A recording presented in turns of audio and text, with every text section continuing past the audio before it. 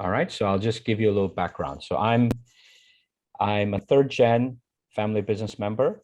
I'm born in the Congo. For those of us who maybe don't know, it's Democratic Republic of Congo. I was raised in Belgium. I finished my schooling in Canada. I went to university in the US. I went to UPenn, the Wharton School. Then I worked in New York as an investment banker. And so our gen, my father was going through a hostile takeover in 1995. Okay. And so what had happened is he and his partner had a heart attack, which happened to be his uncle. And unfortunately, within 6 months, the partner who was his uncle passed away. And that eventually led to a hostile takeover. And so he asked us, what would you like to do? And we confirmed and agreed that we would prefer to raise our children in a first world or quasi first world country, not the Congo, okay, which was the core business. But they had businesses in Canada, they had businesses in South Asia, which is Pakistan, Bangladesh, Dubai, Sri Lanka. So it was a large business in many places, but we still chose not to participate. So when we graduated, we were looking for emerging markets. The Berlin Wall fell, and we decided to enter what was called Eastern Europe. Okay, so we started with Hungary, then we went to Czech, then we went to Poland, then we went to Romania, and we built out a business in that region of clothing, home textiles, bags, shoes, you name it. We were in that space. Now I'm going to share for the first time what our mission and vision was at the time. I normally don't do it because in those days, we couldn't speak about it. Today it's easy because now everybody is talking about all the sexy words of impact and making a difference and all this fun stuff. Okay, but fortunately for us, we were already operating in that space thanks to the values we were raised with. So our objective in Eastern Europe was to democratize fashion. Now, you can say, wait a minute, what the hell does that even mean? Now, remember, this is a long time ago. You guys are, I don't know if some of you were wearing diapers or some of you were, just kind of teenagers going through your thing. This is 1991. There was no Zara, there was no H&M, there was no, all the brands that you see, right? Uniqlo, all these brands didn't exist. So unfortunately, at that time, only the rich were in fashion. They wore the fashion colors, they wore the trendy things. So we actually even had spy cameras that our designers would attend shows to be able to, see what are the colors, etc. So we built out our own brand of clothing and eventually became the largest licensee to Disney, Warner Brothers, Cartoon Network in the region. Okay. What's happening, Jason? You seem to be thinking I'm off the wall. Everything okay? Yes? Okay. All right. Just seeing reactions. I'm going to be observing all of you. This is what I do for a living. So sorry, Jason, if I read you wrong. So, so we built that out. And then since I was in Hong Kong and I'm from Africa, I was trading in sub-Saharan Africa. And of course, I'm sure you know about history. There was the Asian financial crisis that occurred in 1997 or 1998 in that period. And so we lost basically everything we had earned starting in 91. We wiped everything out. So we had companies, but we had no retained earnings. We got completely wiped out. So that was a tough year, and so 99 was a year of reflection. And what we decided was to enter into Africa in 2000. Now we chose countries that you would probably may never visit in your life. Okay. So Angola, Congo, Sudan, Burundi, all civil war, ex-civil war countries. Okay. And again, we went in, we either bought out our clients. So we bought out 50% of existing clients we were trading with, or we built from scratch, again, in partnership. Now, again, I want to say to you, all our partnerships were 50-50. Okay, which most people don't do. Everybody either wants 51, some control, etc. Why did we do 50-50? Was because everybody is forced to behave. and to force to find a solution. And the breakup clause was book value, except real estate at market. Okay, so either it was whatever, if market was below book, you got less than book. And if it was above book, you got more than book on real estate, cars, whatever assets that you owned. Okay, even including inventory. So it was not in your interest to walk away because you would not get, whatever multiples times earnings for the last 3 years or projections, etc. So everybody stayed in check. All right. Now, again, when we went to Africa, the mission statement was to bring to the third world what the first world takes for granted. So we had 4 divisions. First division was fast-moving consumer goods. So we brought on Procter & Gamble, Gillette, Reckitt Benckiser, Wrigley's, Mars, Ferrero Rocher, Perfetti, and a whole army of brands. The second division was white goods. So those of you know China, Haier, the white goods manufacturer, and a few other brands, that from different parts of the world. The third was generic pharma. Okay, so again, it was pharma that was not accessible by the average person, but all critical pieces, mostly antibiotics and things like that. And then we were the first ones to bring anti-HIV drugs. Now, at that time, the prevalence of HIV positive was 25% in these countries. So imagine 1 in 4 of the population had AIDS. So you were about to create the largest number of orphans in the world if these people would pass away. And so we brought in a program of $1 a day, which is $365 versus 10,000 that the big pharma companies were offering. Okay. And the last was general commodities. Okay. So when I say basics, I'm talking about sanitary pads for the heavy part of the cycle, diapers for just nighttime so that you have brain development, right? All the little basics that we take for granted was what we brought in. We fought hard and we built. Okay, so eventually, by the time I was 35, we were in 15 countries globally. We had 10,000 employees. I was still based in Hong Kong. For those who know, I was at Admiralty Center. In Hong Kong, we only had 45 people of that large number. And so that was kind of the upside. And then on September 7th, 2004, things changed, okay, which I'll talk about in a few minutes. So basically the Angolan operation, the African operation and Eastern Europe originally, the core skill set was crisis preparation and crisis management, because one country of those 7 in Africa were in crisis at any given time. Okay, and you can see the link. But the reason I brought up the values is that, there's a lot of talk today. I meet a lot of large families, which you'll learn a little bit later. And there's a lot of talk. Oh, yeah, I want to live my passion. Oh, yeah, I want to make an impact. Oh, yeah, I want to change the world. And, blah, blah, blah. And I'm not trying to say blah, blah, blah out of disrespect. It's that what you need to look at is, are you walking your talk? Right? And how are you walking your talk? So there's values, and then it's how do I live my values? And that is the key. So when we're talking about a partnership and we're saying we really want to make this work, right? You actually have a structure that is not in your favor to walk away, right? And it's 50-50. And even the board decisions, which I didn't break, there were 4 people on the board. It was 4-0 to pass. So Viagra was on the table. And everybody else wanted to do Viagra because, it's very profitable.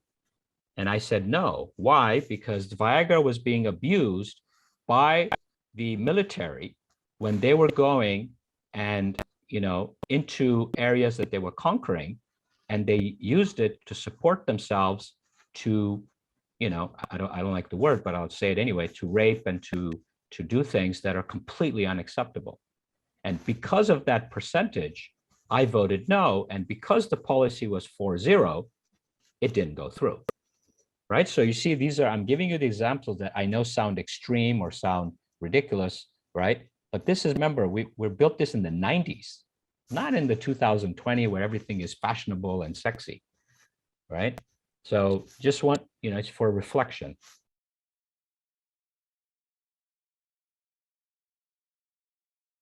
we didn't operate the way today's world operates by raising funds, going outside to PE, VC. It was all self-funded. Okay, but it was small numbers. Look, we started Eastern Europe in 1991 with $200,000 US. I came to Hong Kong in 1992 with $150,000 with a $100,000 stop loss. That means if I hit minus 100, I had to shut the company down and then go back to MBA school because Wharton obviously didn't teach me anything. All right. And I was minus 70. I'd never been to Hong Kong in my life. Okay. And, you know, I see obviously a lot of Asian faces. Okay. I can tell you right now, compared to New York is a kindergarten class compared to Hong Kong and China. Okay. They massacred me. All right. And at the end, I asked them, I said, how do you even do this? They say, look, it's very simple. If you want to sit on the table, you better know what you're doing. Otherwise, we'll take you to the cleaners and we have zero remorse. Okay. And that was what it was, right? So I did not sit on the table if I didn't know what I was doing because I knew they would take me to the cleaners, right? And it hurt, obviously, right? I mean, I'm 23 years old. I came here at 23, right? So it wasn't an easy game. Okay, anybody else? Because we're having a conversation here with Mandy. One more question, and then I want to go to the next phase. I mean, look, the roller coaster is about to start. So right now you've just heard the upside. Anything else on the company or on the building and why we went there or no? All right, Jeremy, looks like I'm boring. All right, so we'll continue. Yes? One quick question. Yeah. What was the role of your families when you were setting up the company? So this was the interesting thing, was that because we chose not to join the family business, the funds were given as a loan. And of course, my father regrets it. I'm sure he doesn't say it, that he didn't ask for any equity. Okay. And interestingly, that when I came in in 1992 in April. Unfortunately, my father had a second heart attack in September. So he didn't even show up for 2 years of me moving to Hong Kong. So it was really, I was on my own, right? So he was the chairman, you know, all new wealth that was created, he had control over as in power. It was not his wealth. We reported to him overall. He did not engage in day-to-day. It was not his thing, but we reported to him so that he knew what was going on, you know, what we were thinking, etc. But I can tell you his style and our style, night and day. Right? We delegated as much as we could, and I still do it today. Whatever I don't need to do, I don't do. I'm very clear. Okay. So if somebody else could speak on my behalf, trust me, I wouldn't be here. Okay. All right. Even though I love you, but you know, that's the level of delegation that was occurring at that time. But my father would not play at that in that way. So there was not much interference. There was not much involvement other than reporting on a regular basis so that he would know what was going on. Because when he had the heart attack, he was asked to stop. So all he was doing was managing money, managing wealth, which he still does today. He's still alive today. He was with me in Geneva last week, and he's 88 years old. And that's what he does. He takes care of his generation of wealth, not ours. Okay. All right. So like I mentioned, everything changed on September 7th. So on September 7th, I was walking out of the doctor's office, and he said, whatever God you believe in, please pray. And you can imagine, right? When a doctor talks about God, you know that tomorrow is not going to be a fun day. So the next day morning, I did a PET CT. I came back in the afternoon, and you know, it's Hong Kong, so things are fast. So luckily I got the report the same day. So I sat down and he said, I'm very sorry, but I have bad news. You have stage 3 cancer. Now in 2004, it was a death warrant. It didn't feel like, you know, it's going to be a good thing. So I went home, called, arranged for flights for my father to come home, my mother to come home, my brother to come home. And I told my cousin, who was running Eastern Europe with me, to stay put, because the idea I had in my head was that we would go to the United States for treatment. And of course, he'd have to handle all the logistics and all the other fun stuff. So the next morning, I went into hospital. They cut my neck to do the biopsy. And when I woke up, my parents and my brother were there. I told my mom that, and my dad, that my lung had collapsed, and that's why, and my mom didn't believe believe me, obviously she was right. I was leaving out the fact why the lung had collapsed, because I had a tumor that was pressing against the lung, and now as a result, my lung had collapsed. So day 2 in the hospital, I called in my team and I handed the company over in less than 5 minutes. I said, I don't run the company day to day. I travel 6 months of the year. The 1 year is done. The 5 years done. I'm no longer active CEO. Anything you say is at the risk of being fired. I surrendered my mobile. I changed my email address, and that was it. So that was my handover. Number 2, lucky for me, at the age of 27, I had created what you would know maybe as a trust, but in Europe, in Switzerland, we use foundations. So I had created a foundation for my family so that if anything were to happen, and of course I was thinking, airplane crash or God knows what, we go to very funky countries. And so I called my lawyer in Switzerland, explained the situation, and asked him if the house was in order. And he said yes. And that was all I had to do in terms of planning to pass away. All right. So those are the 2 things I did on day 2. On day 2, I also sat with the doc and I said, so tell me, what happened? And they said, we don't know. So I said, wait a minute. So I'm 35 years old. I have a 1-year-old, a 3-year-old. You're telling me I'm most probably going to die. I don't drink coffee. I don't drink tea. I don't smoke, never tried drugs.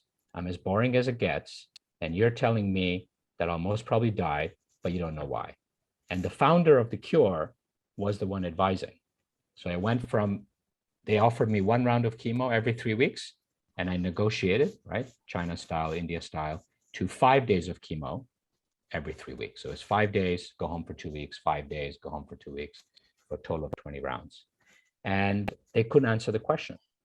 So as an entrepreneur, as you can imagine, that, when somebody's telling you that you need to prepare to die, but we can't tell you why, other than the fact that you have cancer, but we don't know why you got it, makes no sense. So that's how I started to build what is today obviously a large team of experts to explain to me that how me, unlike the rest of you, we all have cancer cells, how did I create a fertile soil within my body for the cancer cells to go AWOL?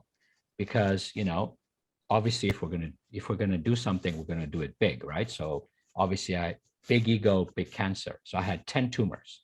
I had a Rubik's Cube, 10 by 11 by 11 centimeters in the center of my chest.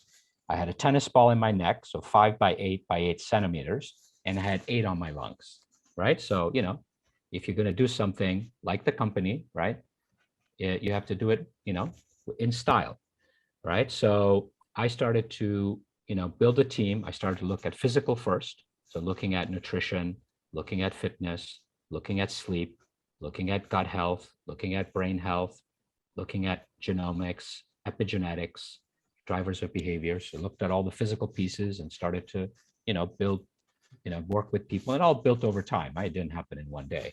And then started to look at what was going on in here, what's going on in here, right? Means in the heart, because the largest tumor was in my heart chakra, right? So the big one was actually in my heart chakra, which, you can't have heart cancer. So, you created your own.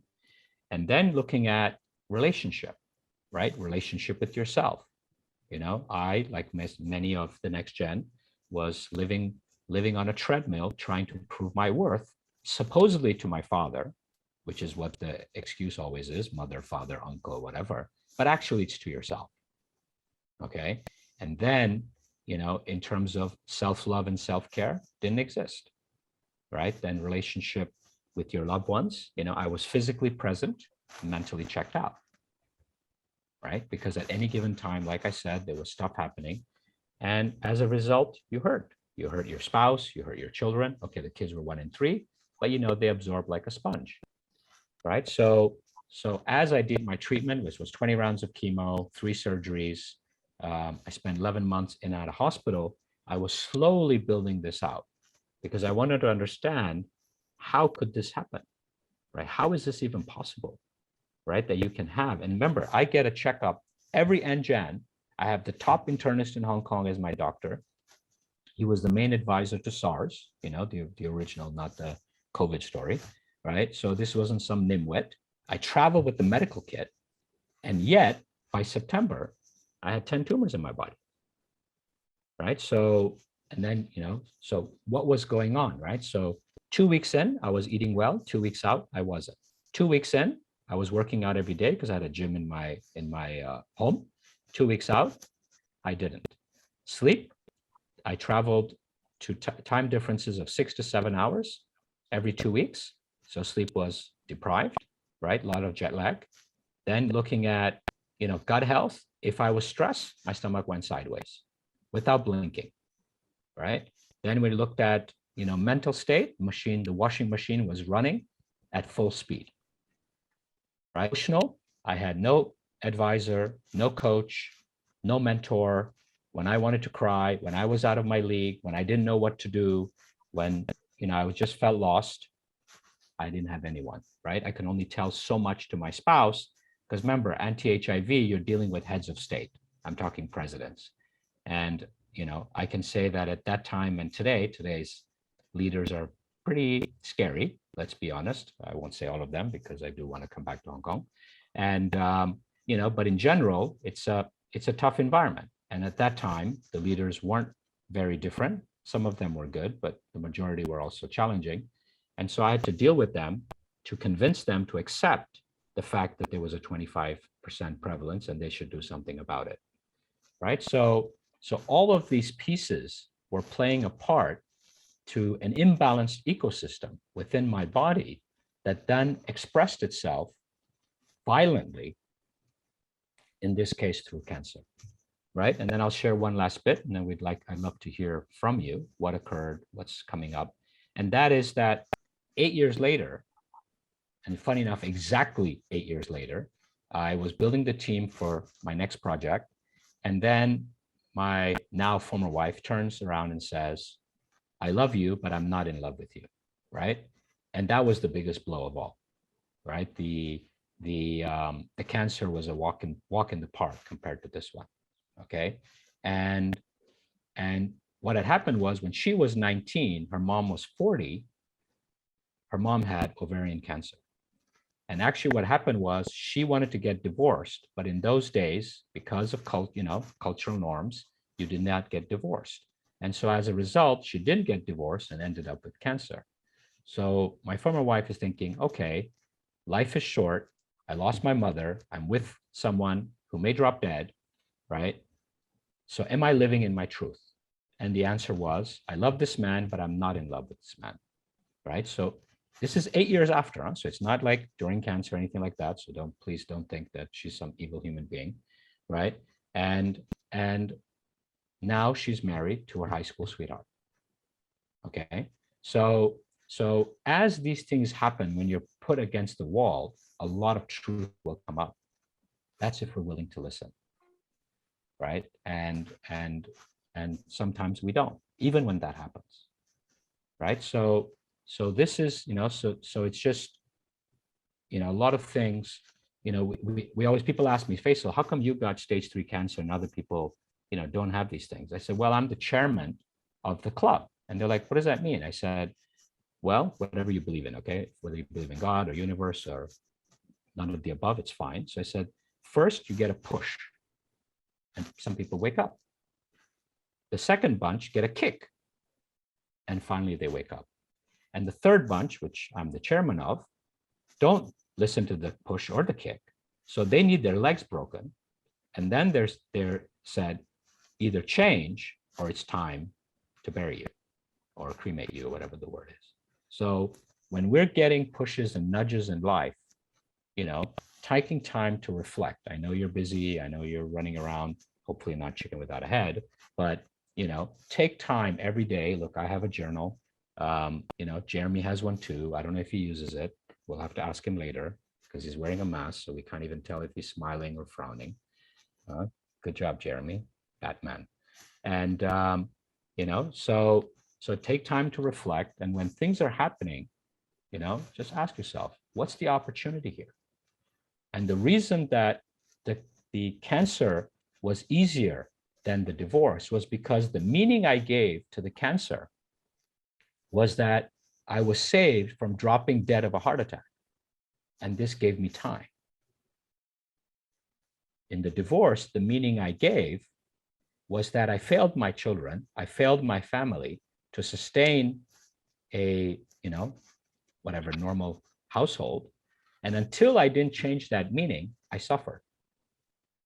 Right? And I've written a book called 4 Steps to Flow. And the first step is to embrace what is. Until we don't embrace what is, remember, pain is inevitable. Suffering is a choice. Suffering occurs when we resist what is. Okay, I'm going to say it again. Pain is inevitable. It's going to hurt, right? But if we resist what is, we're going to suffer. Big difference. Okay, one is a natural flow, one is self-created.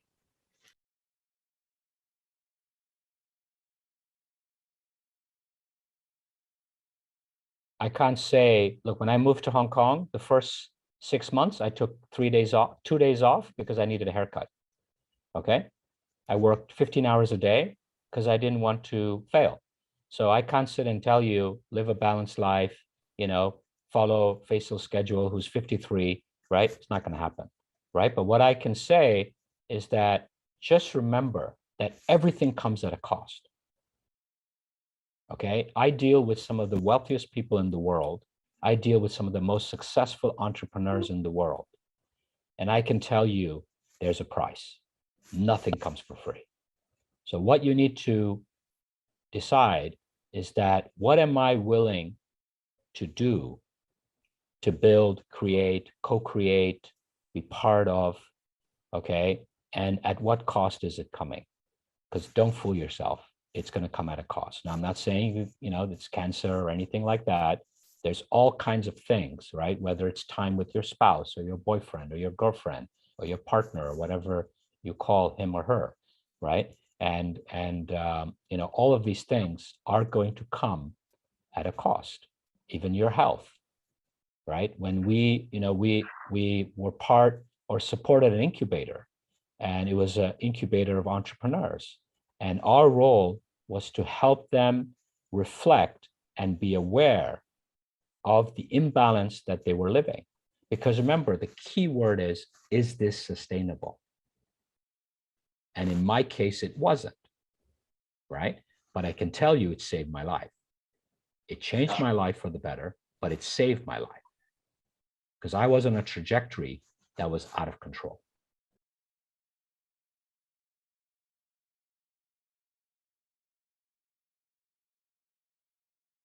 I'll speak about that in a couple minutes when we're done with this part, and I'll explain exactly what it is. And, it was founded based on my own experience, but beyond. Like I said, there's a physical component, there's a mental, emotional component, and a relational component. So we're looking at a human being in a multidimensional manner, which we call integrative. So we call it integrative health and well-being, right? Because what's happening is people are looking at humans in slices, right? Whether they're family advisors, whether they're medical doctors. Like I was yesterday with the largest medical group in London. And I was sitting with the gastroenterologist, who's the top guy in the UK. And I said, are you guys ready to accept and have a conversation to support the people you care for who have, colitis or IBS or Crohn's or colon cancer, to look at the source of disease and the trigger? And he looked at me. I said, these are not happening by accident. He said, you're right, Faisal. And I said, are you ready? He said, okay, let's start that conversation. So today, even the top medical docs, because they all know, right? So if you go to the doctor with me or you're part of our team or our families, the doc at the end will say, whatever you're dealing with, please sort it out. Get your house in order, because they know that these are symptoms. These are not why they're occurring. Okay, but I'll go into detail in a couple of minutes, if that's okay with you, Veronica.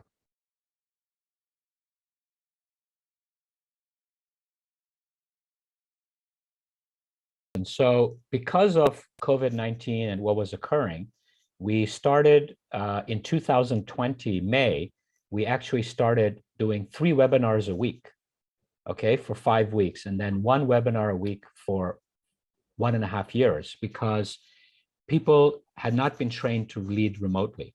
People were not trained for homeschooling.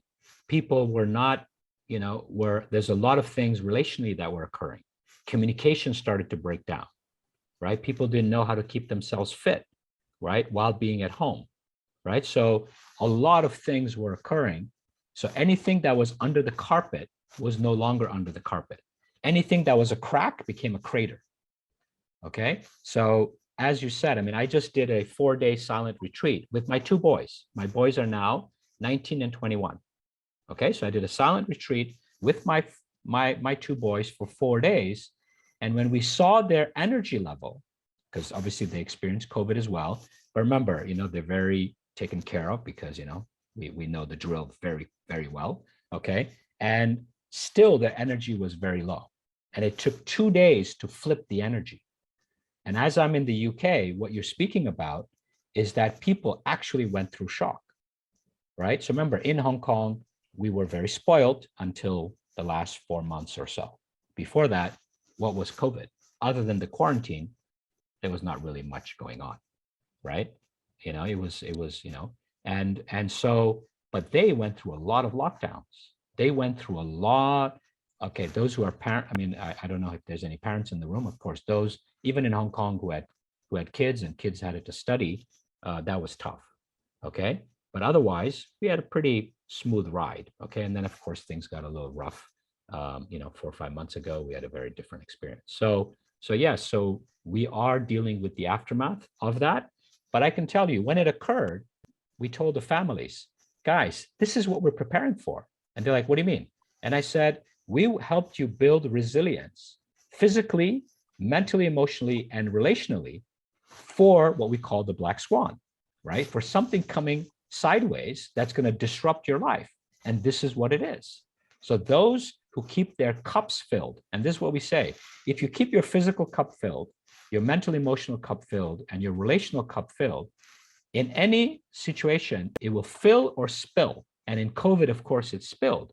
But if your cup is already empty and you spill, you're in negative, right? You look at my case, we didn't borrow, we're Gujaratis, so we're like the Chinese, we don't like to borrow much, okay? We have huge amount of savings. But so on the business side, we were very filled and ready for any event. But on my own mental, emotional, and relational side, I was as bad as Michael Milken doing, LBOs, right? I hope you guys understand what that means. That means, highly leveraged buyouts. You understand? So the thing that you want to reflect is, where am I in terms of capacity from a physical perspective, right? If tomorrow there's an emergency, can I stay awake today? Today it's 4:20 p.m., right? Because my computer is Hong Kong time, right? If at 6 o'clock there's an emergency, can I stay awake 24 hours without blinking? Or am I going to collapse? In my case, I can stay awake 48 hours because every single day I prepare for that 48 hours. It may never occur. It's occurred, of course, in the past because I do what I do, right? If something happens in your relationship or somebody passes away, of course, you can never prepare for it, but am I mentally, emotionally full so that I can engage in presence with that situation? Or am I already depleted and I have no bandwidth, right? So what happened when COVID hit, a lot of people were empty. And then COVID hit and they went into negative, creating what you described, depression, et cetera, which, is a tough experience.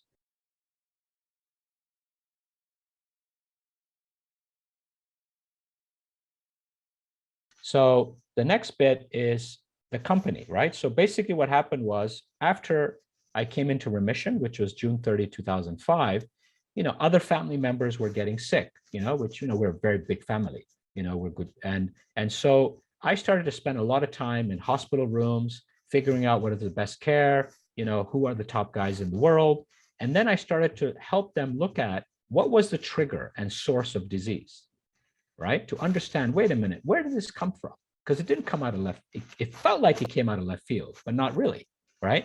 And over time, I built a family health office for our own family, right? Looking at physical health, mental, emotional health, and relational health, right? And then a little over 9 years ago, we launched Genetic Care, right, as the world's first family health office. And we serve families or family offices, family businesses, or just generally families. We also work with some of the C-suite of large family businesses, right? And we take care of the family dynamic side, right? It's becoming much bigger portion, right? Because I wrote an article with our friend Jeremy, right, where most of the advisors or the space is not spending enough time on the individual before they go to the family.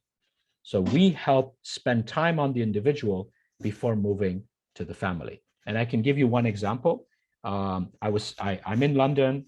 I met up with this guy who wants to collaborate. He's creating this well-being company. So we ate lunch and they're all, we're chatting, having fun, laughing, whatever. And then the partner turns to him and says, tell him your problems. And I said, what? I go, what happened? He goes, well, he's got issues. So he goes, okay, I've got a prostate issue. I've got a nasal issue. Okay, so I started to ask him questions. And that's my job. My job is trigger and source. I asked him a few questions. And what came out? The prostate started when he started to go through separation and divorce.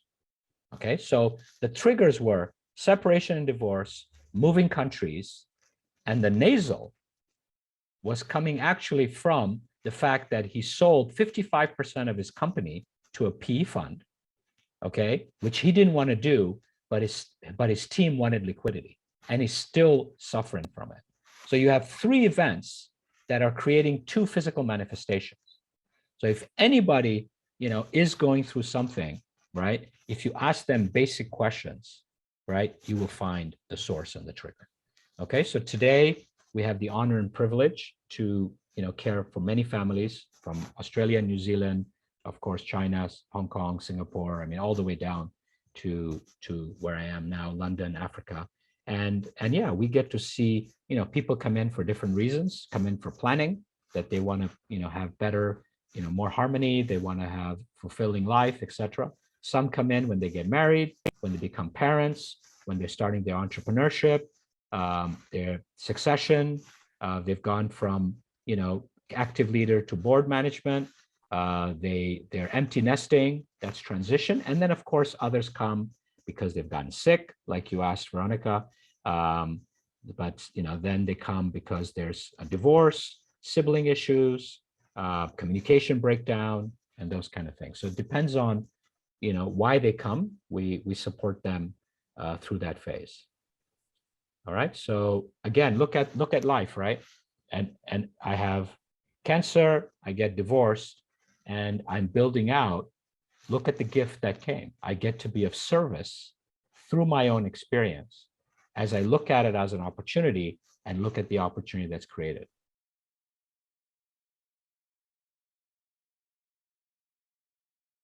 At the end of the day, a family business has an added complexity or an added opportunity, which is that you have the family dynamic portion, right? Which is what's been occurring since birth, right? Whether it's your sibling, your parents, etc. And the maturity of the family to separate the home with the business is where the complexity arises. So I think the factor that you work on, which is family dynamics, right? The governance and all of that, is the added curveball. But at the same time, it's a big advantage because the values are aligned in most cases. The upbringing is aligned, right? The way you do things aligned, which is not necessarily the case in a joint venture or in a partnership. Because I've done a lot of partnerships, and that I can tell you is the biggest issue, right? When we hire people, we hire good human beings with some skill set, and we build the skill set. Because when we've hired people with very high skill set and not focused on the human part, I've always had major issues.